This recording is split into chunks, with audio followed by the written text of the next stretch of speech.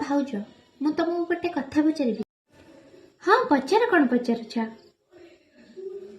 सत कह तमे तम बाप घर बेसी खुशी थिल ना आम घर को आसिक बेसी खुशी अच्छा सत कहबी तो जीवनटा झील मानकर बहुत दुखरे थे। बाप घर जोठी झील निज इच्छा सब किछि करि पारे आउ सासु घर जोठी ताको समस्त को पचारे कि किछि करबा को पड़े।